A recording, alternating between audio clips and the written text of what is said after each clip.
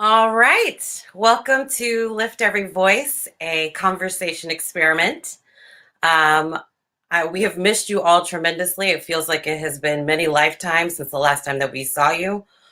We know that lots of people have been going through it, and we are just happy to be able to bring the space back and to check in on some progress and some things that we've been doing. So for this evening, I want to also let everybody know that this will be the last Lift Every Voice. We want to shift into some new programming next year, but we wanted to tie this one up with a nice little bow. And on that front, we wanted to revisit the conversation that we were having earlier this year about how we could use art to transform our communities. So we'll be checking in with Faith McKinnie to get some updates, revisiting that very specific question, and then talking to two different recipients of the Black Artist Fund awards. But first, we are going to share a clip with you of a few of the recipients, the artists, and a little bit of their work from the first round. And then we will dig in. So enjoy.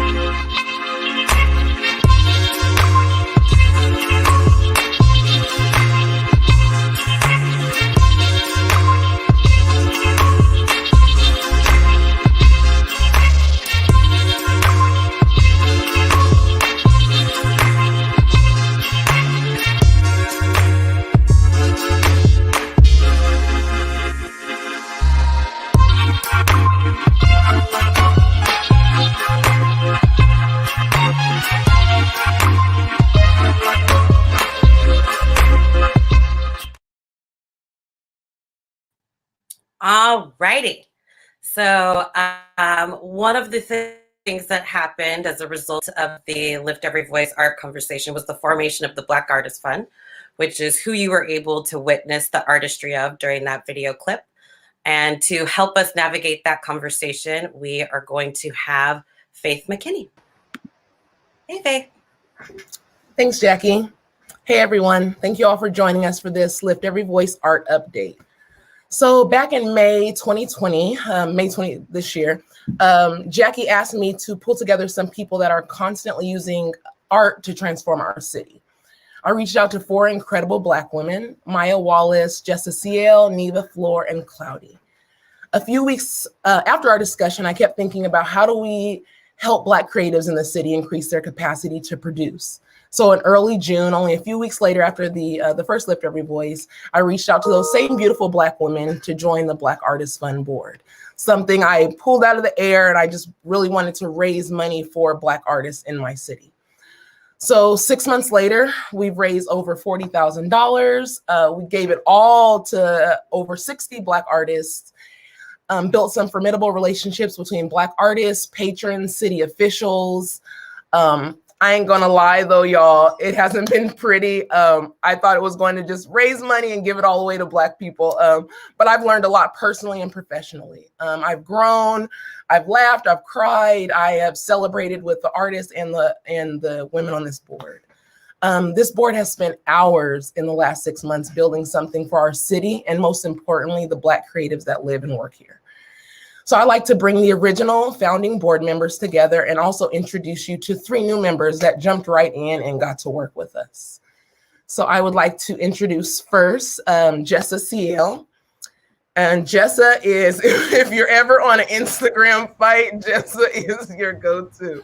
Jessa is my rock. I laugh with her and we get extremely petty together, and I'm so thankful that she's here on this board. She is an amazing visual artist, and she has contributed all the visuals that you see for the Black Artist Fund.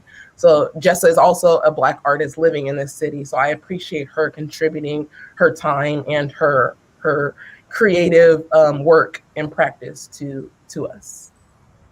Thank you very much. Thank you, Jessa. I'd also like to introduce Maya Wallace, who I'm sure all of you know. Maya is an amazing force in the city. She has helped me. We built some really strong partnerships with the city, and I thank Maya for that. She has some amazing relationships, and Maya she's a champion and an advocate for Black art in the city and just the city in general. So thank you, Maya, for being with us. Thanks, Faith. And Niva Flor. It's funny because actually on the first Lift Every Voice, which I hope you all watch, it's actually on the Veritable Good Facebook, but the first Lift Every Voice, I was watching it, and that was actually the first time that me and Niva got to connect. And we did this little thing. And like 6 months later, I'm like, I know her. Like, I mean, she's my sister. It's crazy, like thinking back and now. So thank you, Niva. Thank you for being here. And I'm gonna still go back to art. And is Cloudy here? I want to introduce Cloudy. Hi, Cloudy. Hey. Cloudy, me and Cloudy have a long relationship back to when she was a freshman at Sac High. And I always want to work with Cloudy. She's a college freshman now, and I'm still like holding on, like, Cloudy, do this with me. So I'm glad that she's here, and she is representing for the youth, and she's representing as another Black creative in the city. So thank you, Cloudy, for being on this board, and thank you for joining us today. So this is us. So this is the original group. But I would like to let everyone know we actually added 3 amazing Black women to this board to join us. It's interesting, as the board grew, it was just what can someone come in and jump in and help with? There was no application, there was no recruitment. There was a need, and these 3 women jumped in and filled it. I want to start with Delilah Clay, who is an amazing attorney and friend and artist. Delilah, you know I'm always gonna throw that in there. She jumped in and she seen a need. She's like, oh, you know what? We need to look over some of these docs. Let's get to it. And she just jumped in. And I thank you, Delilah, for doing that and being here, being an amazing artist. So some of her art is behind her. You can zoom in. And thank you for being here. Thank you for joining. We've grown exponentially with you as a part of this board. Thank you for having me. I'm just excited to be here. And is Kiara here with us? No, Kiara's not here. So I'm going to jump to Jackie Cole, who you just seen. Jackie actually, I want to say, is almost the impetus for Black Artist Fund. She called me. She's like, I want to do this. We're in COVID May, and she's like, I want to do this talk. I want us just to get together and talk. And if you know Jackie is community. You know, Jackie runs Veritable Good, and she is this amazing force in our community. And I jumped to it. I was like, oh, yeah, hell yeah, I want to work with you, Jackie. And here we are. And a few months into Black Artist Fund, I asked her to join the board for her organization skills, her development. She's an amazing person. Me and Jackie have late night calls. The times where I'm like, fuck all that shit. Jackie's like, nope, we got it. Let's get it together. Come on, we're gonna go. Here goes Step. And I appreciate that. I needed that. I need that, and the board needs that. So thank you, Jackie. Absolutely. Our 8th member, who might be joining us shortly, is Kiara Reed, an amazing media maven. She's seen a need. She was like, I see some opportunities for media. I'm gonna jump in. She did it before we even asked her to be on the board. So at that point, I was like, we need you. She's done some amazing work placing some of the first round artists into some really, really strategic partnerships. So it was important for me to include her on this board, and I'm sure she will jump in with us shortly. Real quick. So she was also a founding member, through the LEV. She helped us pull the LEV together in the beginning. Yeah. And she is a brand new executive director of Walk Sacramento. So she has an extraordinarily full plate. Yeah. And if she's able to join us, I'm sure that she will, but she's got a lot that she's working through right now. Yeah. So I want to start just with a conversation. Lift Every Voice is just a casual conversation experiment. So I just want to first talk with you all just about the lessons we've learned. I know I've learned a shit ton of lessons through this last 6 months, but I want to talk about the lessons that we've learned and how we move forward and still transform our communities with the information that we have and what our goals are going forward. So I have so many things to say. I'm going to step back and let other people speak. But I do want to, anyone that wants to jump in and talk about those lessons learned, lessons that they learned or lessons that they think we all as a board or Black creatives in Sacramento learn. I'll jump in. I was absolutely fascinated and blown away by how quickly all of these things manifested. Literally, it went from just a conversation. I mean, I loved watching you all when you were having your conversation on that Lift Every Voice. And it was magical. And the way that you all were able to manifest and to bring all those things together to create some momentum. And like when the fundraising happened, I was just like, wait, what? So like you were all just so incredibly impressive people. Black women, but people just generally speaking. And, it's been magic just watching all of these things come together. I'll jump in. I think, when we started on the conversation and then when Faith proposed the idea, we really only talked about funding. And as we've gone through this process, we've seen a greater need in the community for more extensive resources than funding. We've seen a community grow out of like the grantees we've awarded so far, helping each other to on their projects, helping each other to access like greater resources that are needed to complete like projects. We ourselves have, discussed giving workshops to the community, creating more of a formalized group for people to discuss like and communicate with like other Black artists in the city and outside of the city. And even the discussion that we had about whether we were awarding only artists in Sacramento or awarding artists outside of Sacramento and within Sacramento, I think was a really interesting conversation because, a lot came up in terms of what it means to be an artist in Sacramento and how we can, broaden our scope and our resources by inviting other artists and supporting other artists in other regions. I'll jump in. Go ahead, Maya. Sorry, I wanted to say one of the things, we've been talking about how quickly all of this happened. And I'd just like to draw a contrast because I am nearing the end of my time as an arts commissioner for the city. And I've been working on embedding race and cultural equity policy into the city process and grant making.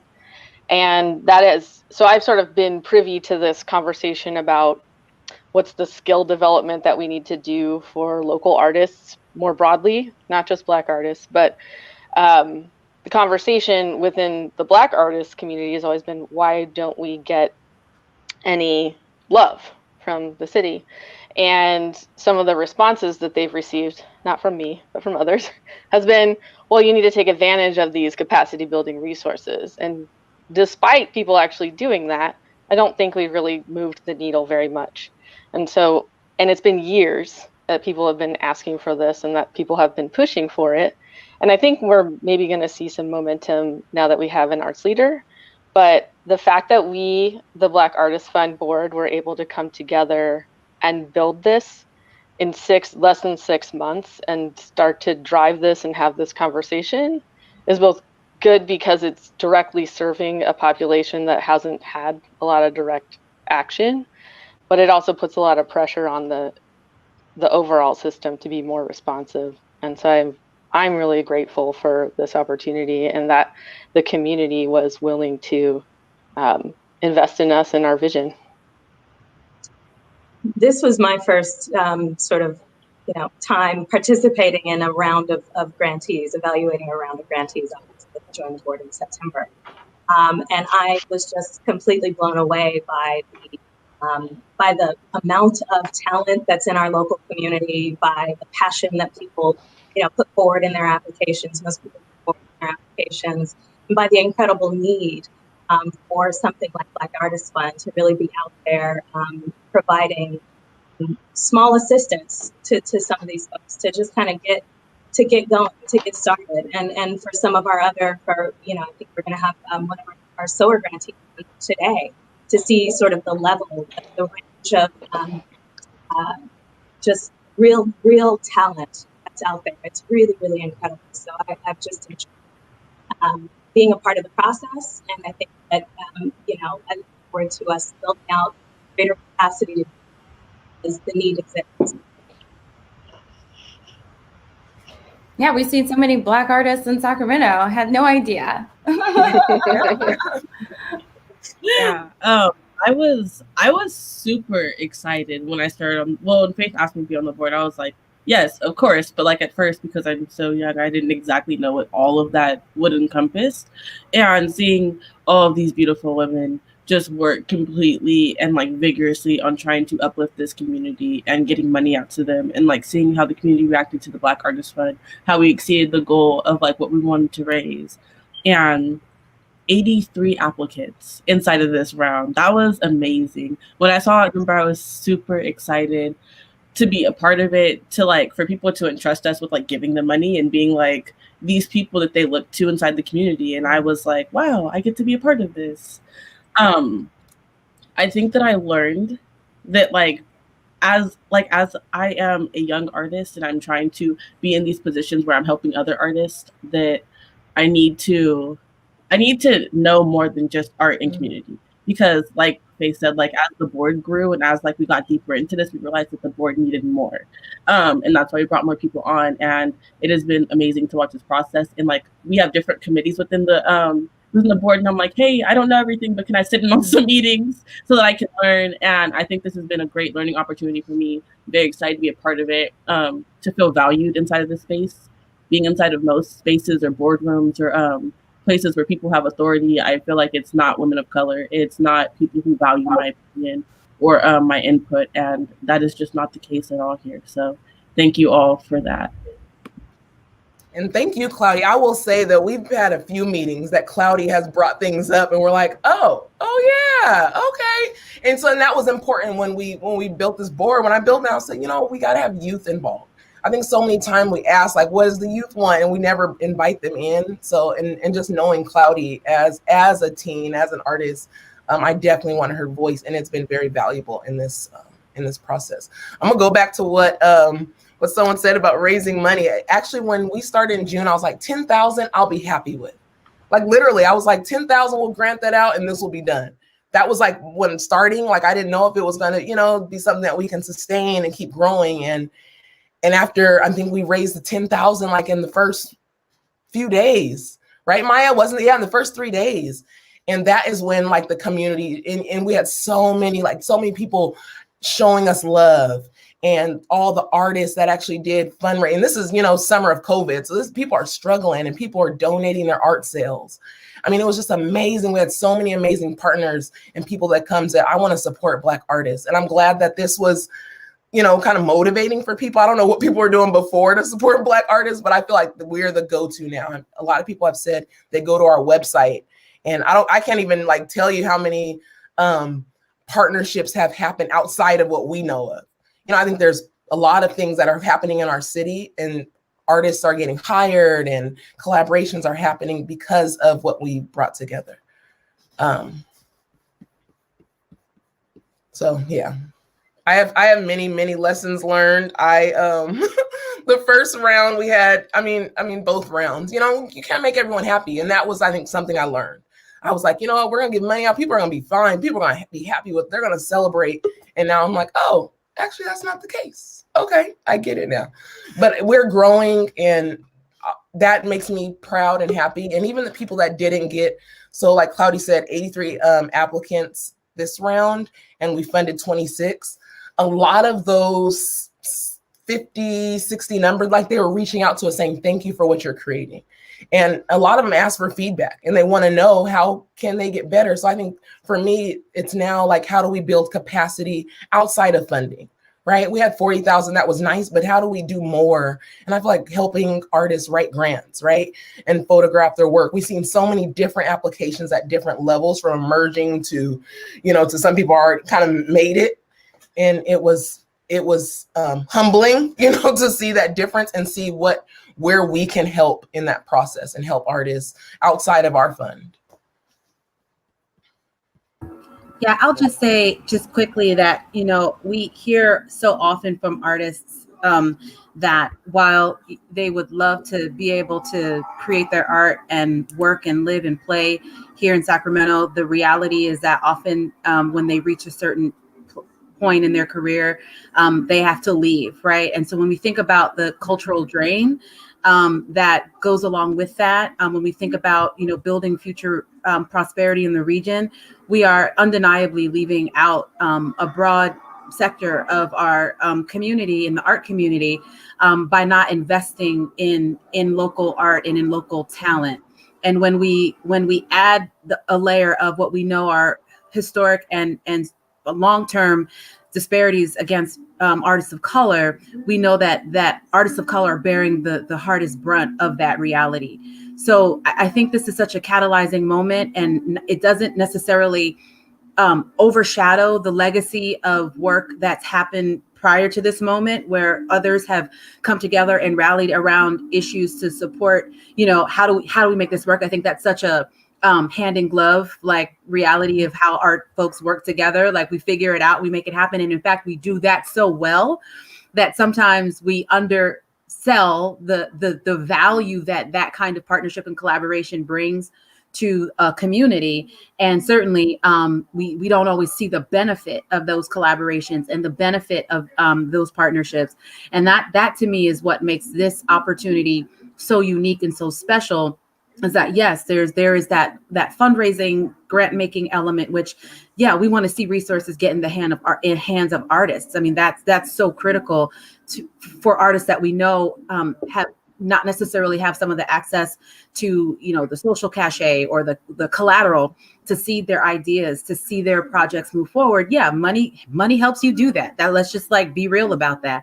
But beyond that, I think the brain trust, the hub that we're creating around that is really centered around Black folks and centers around the needs that Black artists are confronting more specifically is really unique to this experience. And I think, the groundswell of support that we're seeing from the community is energizing and motivating, because I do think that for many folks, the idea has been, well, what about us? Like, where, how can the community show up for us? And can we be unapologetically showing up for Black artists? Like, do we have to house that conversation in a broader conversation, or can we be very explicit?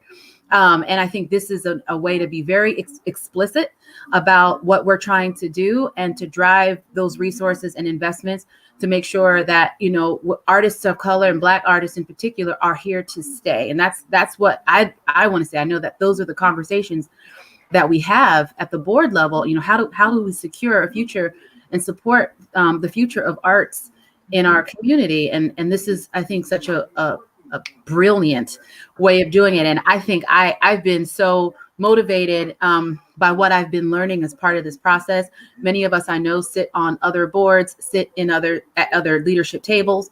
And, obviously not all collaboration looks like this, right? We don't always get to show up, right? As our whole self, and to be able to speak truth to power in the way that I feel like we've been able to do as part of this work. So again, just I've learned so much from all of the artists that have both applied and have given us feedback and have reached out, but I'm also learning so much from all of my amazing colleagues on this board. Very well said. I was going to say, and this might be something that happens further down, but speaking to your point, Niva, is one of the conversations that we had early on and that Faith and I have talked about a lot is how we can have an organization that doesn't mimic Eurocentric patriarchal organizations. And this is a conversation I think that is starting to happen a lot among Black people, is how much we also have absorbed these, like, you know, programs of hierarchy, programs of, you know, you come with your professional look and it can only look this way. It can only be this way. Your emotions have to only like show up in this capacity, you know, et cetera, et cetera. And how can we, you know, have something that's a little more equitable among like shared responsibility, among shared leadership? You know, I feel like our board is not, you know, heavily top down. It is a lot of us like coming in, like, you know, like Faith said, like people saying, hey, I'm already doing this work. I would love to just like pitch in and like help some more, you know, and all of us like jumping in where we see a need and saying, okay, like here's something that we can work on, or here's something that we can act on. And I really love like that strategy. And I think it's really important as people of color come together to start new projects, that we really think about even what the structure of those look like. We don't have to do it in the way that it's been done all this time. In fact, if we look at the way it's been done all this time, looking specifically at our government, you know, it's not working. And so it's like, if we want change to happen, we actually have to change within like ourselves and the things that we're like currently involved in. Absolutely. So I think it's important, just talking about lessons learned, so we had 6 months on, and I'd like to actually take 6 months for us to work out all of the things that we've learned, right? We have all of these programming ideas, and we have all of these capacity building that we'd like to do for the Black Artist Fund. So we're planning on the third round being in summer of 2021. So almost a year to the date when we launched the Black Artist Fund. So for these next 6 months, although there may not be a fund, there's still going to be opportunities just to build. So when June does come, you can submit a very strong application. And that's what matters to us. And it's interesting just the shift, right? You know, 6 months ago, I wasn't thinking like this. I was thinking just get money in their hands and they'll work it out. And now I'm like, okay, actually, let's get Jessa with some artists and how to photograph their work with a cell phone and, you know, a backlight. You know, like let's get Niva to actually show what actually goes into a successful grant application. Like there's all these things that now I think we can dive into. And I think we as a board need time to do that. So I'm excited that we're not stopping. You know, we're going to keep moving forward, but it's going to look different, right? January, it's going to look different for us. We get to do some sustainability planning, and we get to see how we can grow the Black Artist Fund. And it's not just a one-time $40,000, but you know, it's a lifetime of $4 million. You know, I have these big plans. But thank you to you all. I appreciate it. I know that we need to wrap up and, you know, to pivot into the conversations with the awardees, but can you talk a little bit about the transition and the decision making around the grant sizes? Yes. So in the very beginning, the first round, we had 54 applicants and we awarded 42. I think the 12 that we didn't award were outside of Sacramento, but we awarded basically everybody that applied, and that was $100 to $1,000. And we had this discussion, like, actually we want to be able to provide more money and be able to really get these ideas ideated and then also executed. That was important to us. And, you know, $100, you know, it was a lot of, everyone was happy for that, but also can we do more? So the second round, we're $500 to $2,000. So we increased those limits. Obviously that reduced the amount of grantees that we could have. But I think that was important for me, just to give some people, we keep talking about capacity and building more capacity, even with those seed grants for those people that are emerging, that are just starting. $500. We're going to speak to one of our grantees. $500 is going to get them a camera so they can do YouTube videos. That's going to elevate their practice. So just those little things, you know, could that have been done with $100? Probably not. So that was important for me. I would love to hear from you all and our thought, because we did talk about this. We had extensive conversations about how we moved our grants. And I also note the first round, it was just kind of a free for all, like just apply and just tell us what you need. In the second round, we were able to say, okay, we have these different levels. So where are you at? Are you at the sower level? Do you want to apply for $2,000, or are you at the seed level where $500 will get you to where you need to be? Awesome. Does anybody else want to pitch into that one?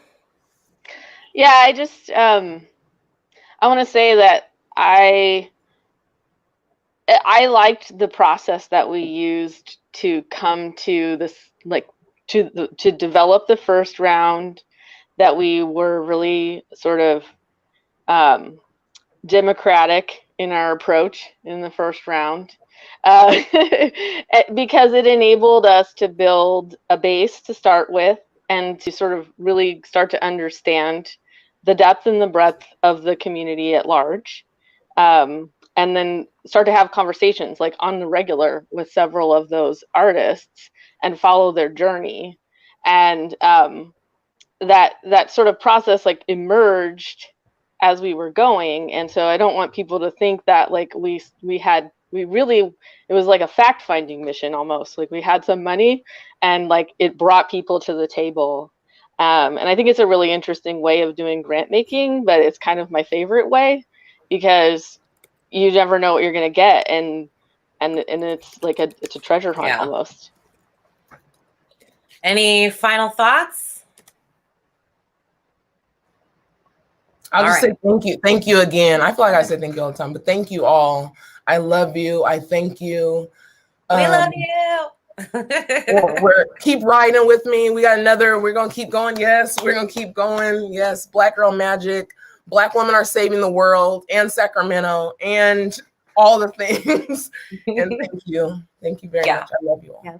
I'm excited for this next pivot, and that we are actually creating some time and some space to kind of think things through and to reflect and to be very deliberate about the way that we want to move forward.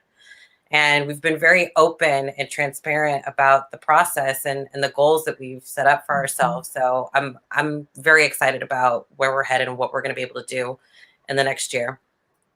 Now, to pivot us, Niva, I'm very sorry. We were going to hit you next, but we got some wee babes that are on the East Coast that we want to hit up first so that we can get them to bed.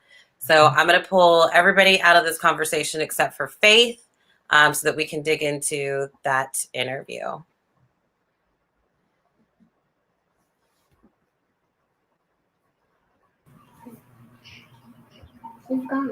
Hi. Hi. Actually, and Jackie, we're gonna bring Cloudy in. Cloudy actually is going to talk with Afro Anybody. You're muted.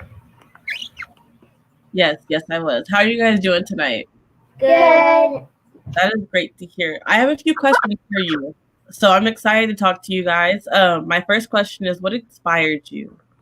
Our parents have this thing where they cook and they sell food, and it's called Some Cuisine. So we got inspired to like cook instead of running around in quarantine. Yes, and my brother and sister like cooking, and I like putting the stuff on top, and my brother and sister like to do all of that. And also, we were just thinking we should just make some different stuff instead of like eating mac and cheese all the time. We're started pushing other kids to eat something different than mac and cheese, and so we're giving them different recipes and stuff like that from different worlds, countries. Exciting. And like different worlds and different countries. Would you guys mind sharing how old you each are and what your name is? I'm 8 and my name is Tinaye. I'm 11 and my name is Judah. And I am 4 and my name is Shiedza. Alrighty. You guys are so young. How does it feel to be young and to be creating something? Well, we feel like even though we're young, we can do possibilities that are higher than our age. And and my sister makes candy apples that are the best. And if you wanna subscribe on our cooking videos, you can. All right, my next question for you was, how was applying and what do you guys intend to do with the money? It was very good, and my sister and brother loved the stuff when they were doing cooking. And we just found out that we were cooking. And so I guess what we're gonna be doing with the money is having tech to have better videos and stuff like that. And we also would want it for editing because our editor is a little slow. Yeah, our editor is a little slow. We need we need to hire an editor. Yes. And food. Yeah, and lots of ingredients. Yeah. And my sister sells candy apples, and you can subscribe on our videos so much you would love it. All right, so how do you guys want to see Afro Mini Vibes grow? What do you want to see it do in the future? We want to see, I guess, other kids go and step up to the mic too and do the same thing and get inspired by us and I guess speak up sometimes and give different recipes and stuff like that for us to try. And so yeah, different things like Sometimes we cook stuff that are delicious, and we do the taste test. And so, like, really, like, in the future, like, what we're seeing in, like, Afro Mini Vibes and, like, cooking, becoming kids is, like, other people. Like, cooking and getting to have a chance instead of just sitting around in quarantine and, like, having to, like, dance and have some fun instead of looking at concerts. Instead, we do something awesome. We cook every day at night, and then my dad and my mom do the taste test. All right, and my last question for you three is, do you guys have any youth artists that inspire you? Anybody who's doing something that is young that made you want to also get on a platform? Mom and dad, Yes. mostly. Yeah, they do. And, like, our whole family, farmers like, market. cooks. At Yes. farmers market, they do Zim one of the cuisine. tents that's called Zim Cuisine, Yeah. and that's It's food. And And we sometimes my participate brother in will it. And so that's why All right. we're inspired by cooking different kinds of foods like they do. All righty, well, thank you guys for talking with me. That was very exciting. Everybody go check out Afro Mini Vibes on YouTube. Please support our wonderful youth artists. Bye.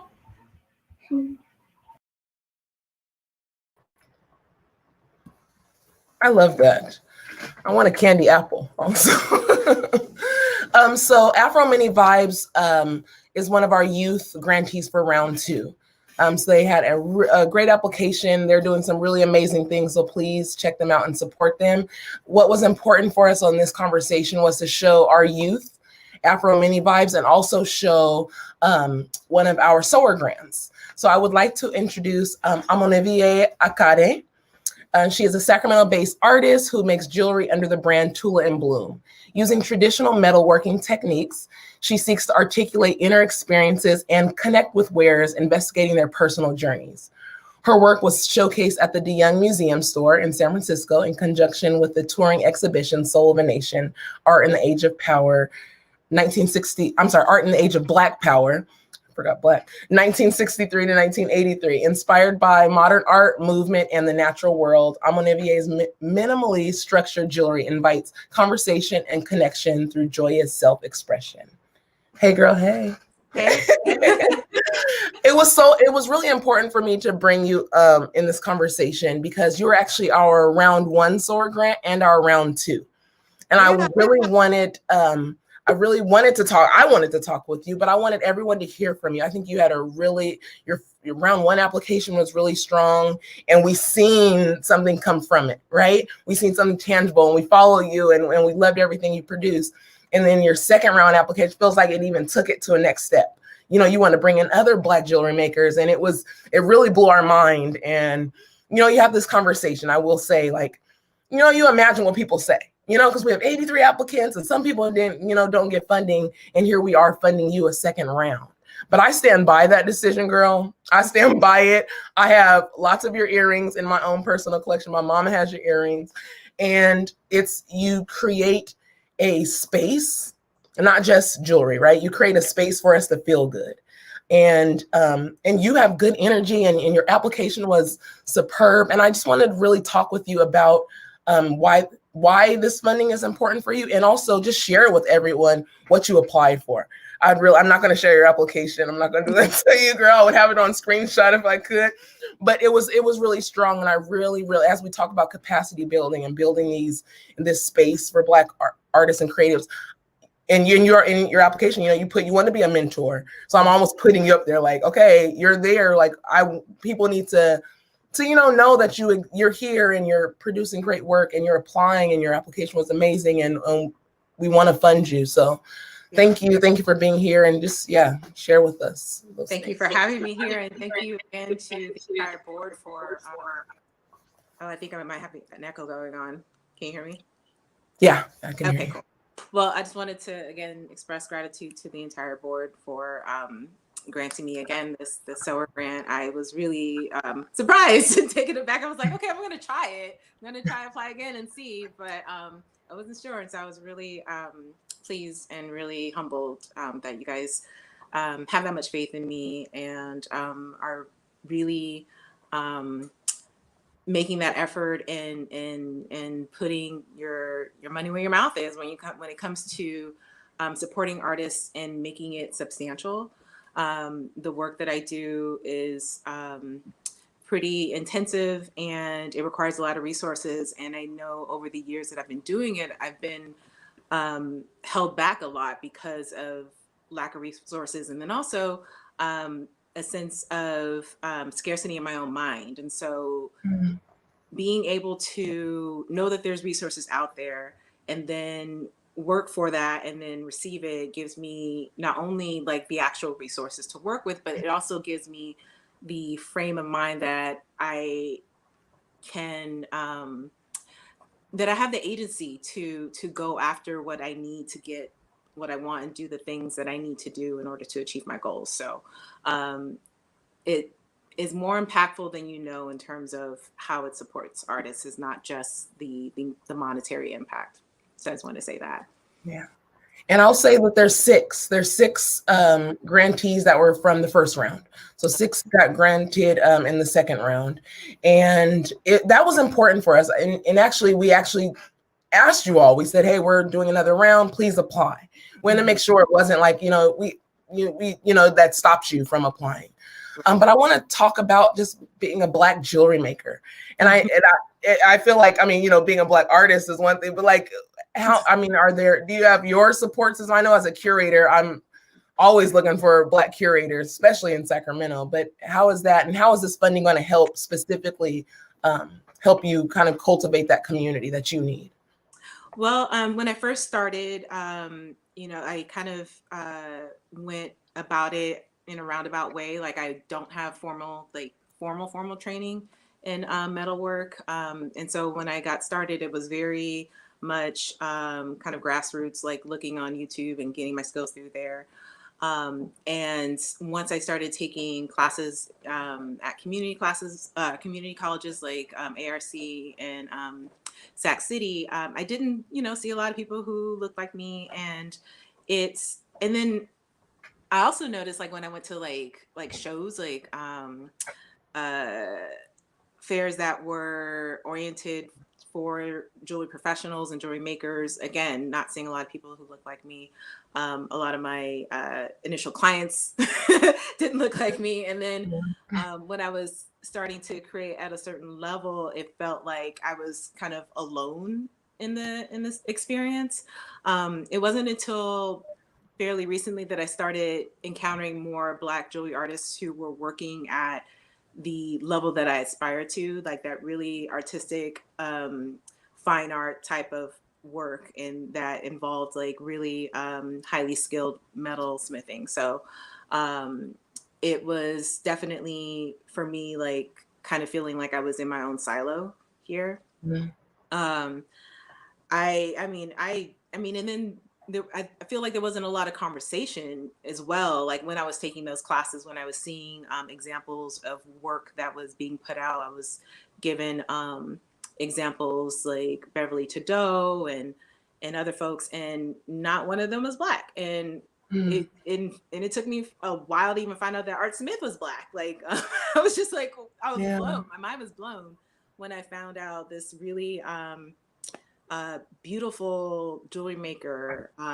from back in like, mid-century, that was a part of that mid-century modernist movement in jewelry making was Black. Like I was just like, Wow. okay.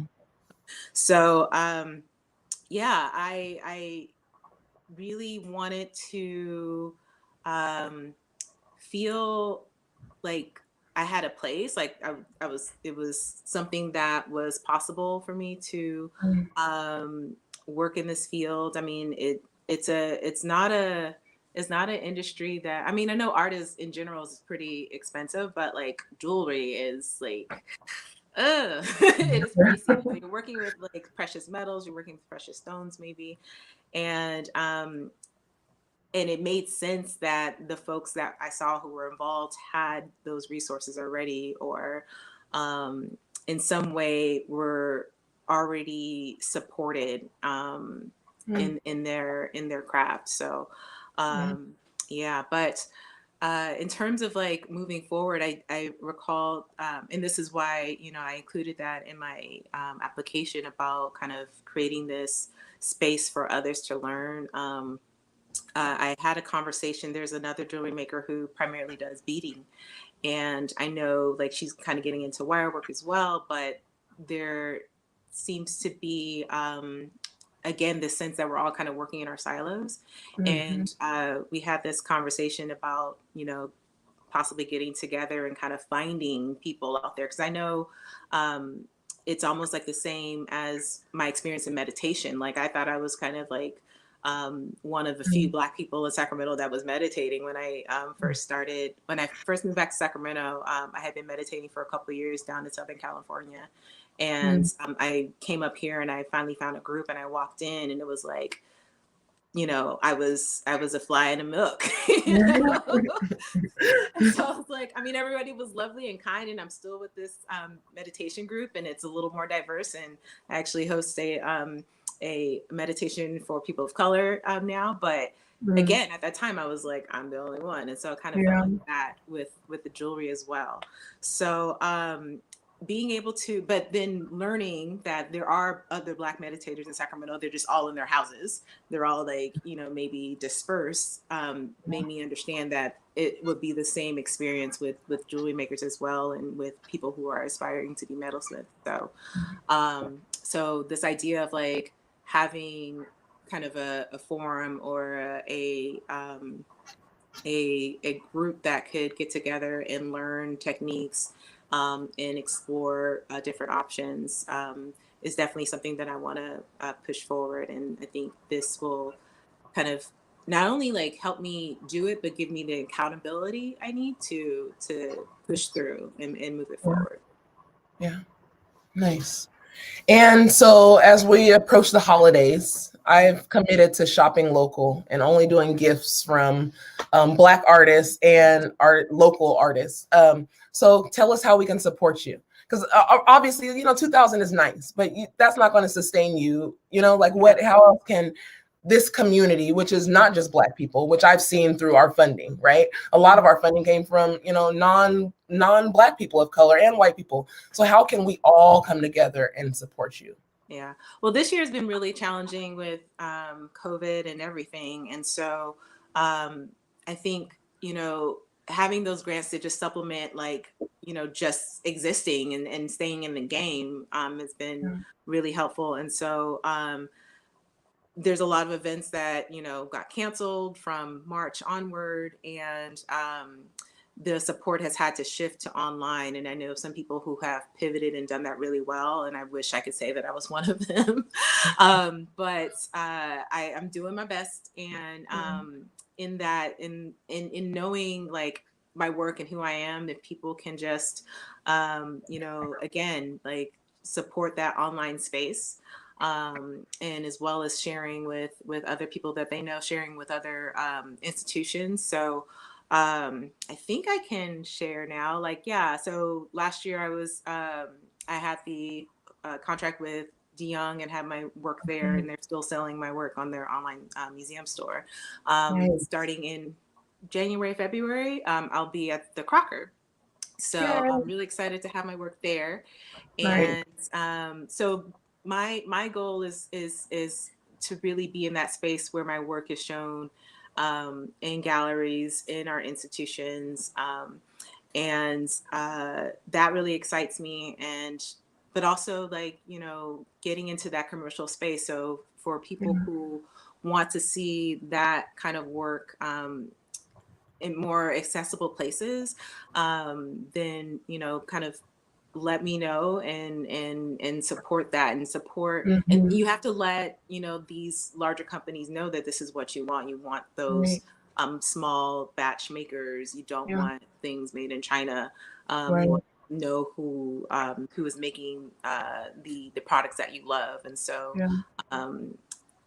that tide is made up of individuals who are making those choices on a consistent basis. And so that's, I guess, what people can do, you know, individually, is just really be a part of that tide that is moving toward buying locally, supporting handmade, and supporting slow fashion rather than fast fashion. Yeah.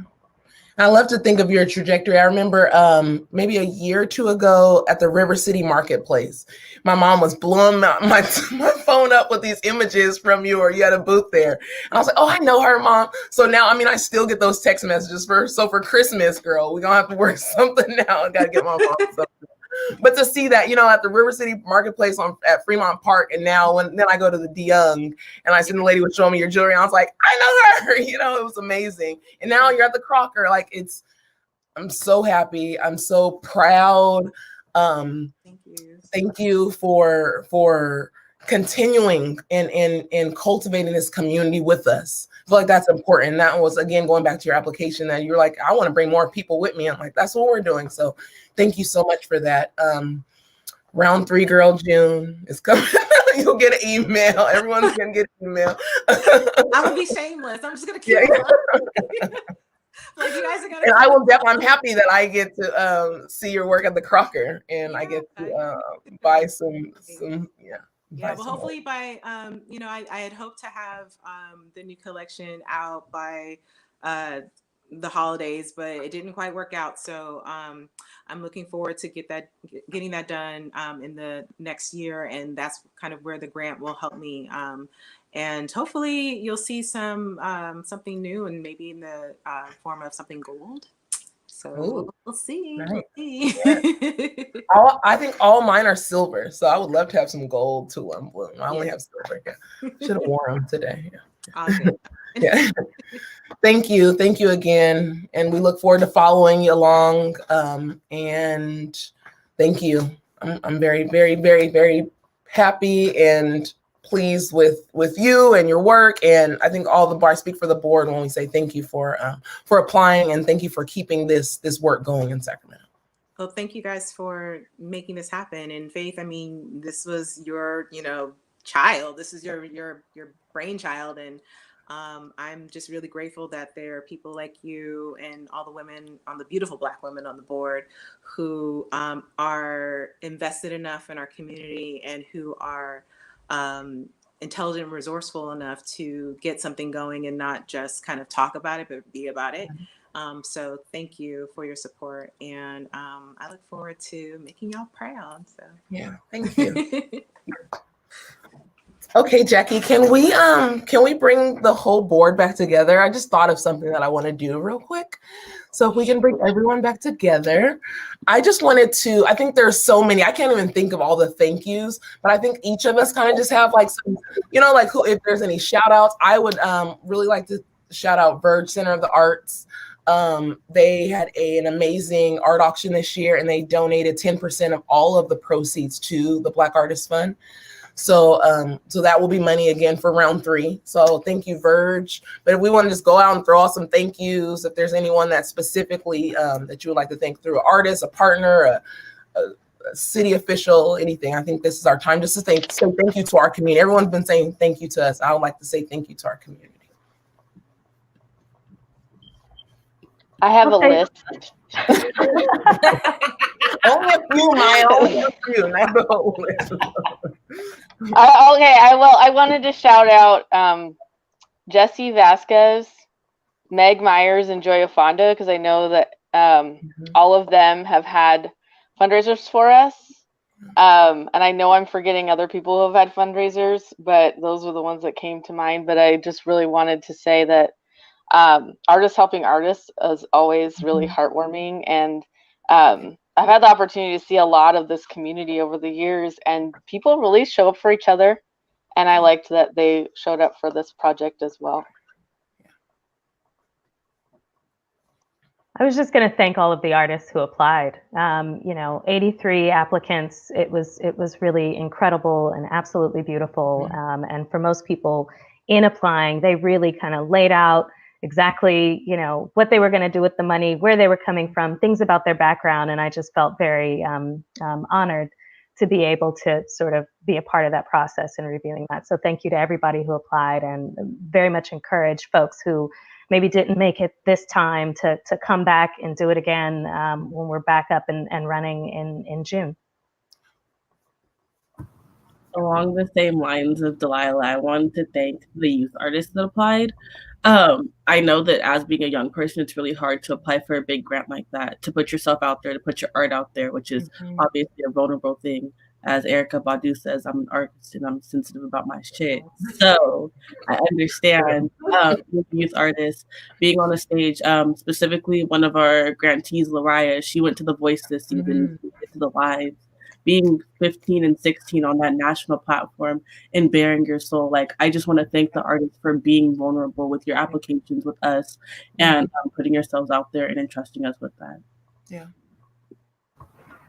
Yeah, I want to thank all of our GoFundMe donors who really stepped up to the challenge and met us right where we were. And again, we were so inspired by all of the support that we received, totally exceeded our expectation, and just amazed by all of the local and not so local support through our GoFundMe campaign. And our local partners, the Kingsley Arts Club, who has been really key in coming along with us in this journey at a very early stage. And we all know it's not always easy to get folks to sign on to a seed idea and to be energized by that and to put resources behind that. So really just want to say thank you to Kingsley Arts Club for investing very early on in this work. I want to say thank you to absolutely all of the applicants. And for those who didn't win awards, but reached out to us to find out what they could do, what needed to happen, how they could improve their applications. We're all learning and figuring this out together. And I just appreciate everyone who is taking this for the educational opportunity that it is, to figure out how they want to continue to learn and to grow and to contribute to this community as well. And the funders. Thank you, funders. Thank you. Okay, so I think the moment everyone has been waiting for, we're going to announce, this is the world premiere. I feel like a world premiere. We are going to announce the round 2 grantees. So we have a video that's just going to show their headshots, but if you go to the website, blackartistfund.org, you can click on their images and go to directly to their websites or their Instagrams. Please engage with them, hire them, buy their work. It's the holidays. They're all selling work. And congratulations to them all. Congratulations to us all on this board. And thank you all. And this is it. The Lift Every Voice. Thank you, Jackie. I love you. Thank you.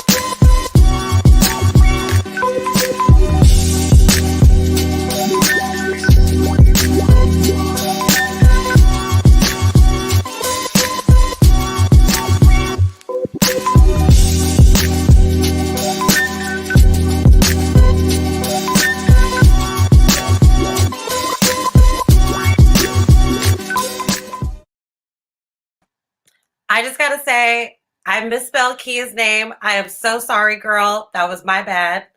But thank you all for participating with us on this journey and down this rabbit hole.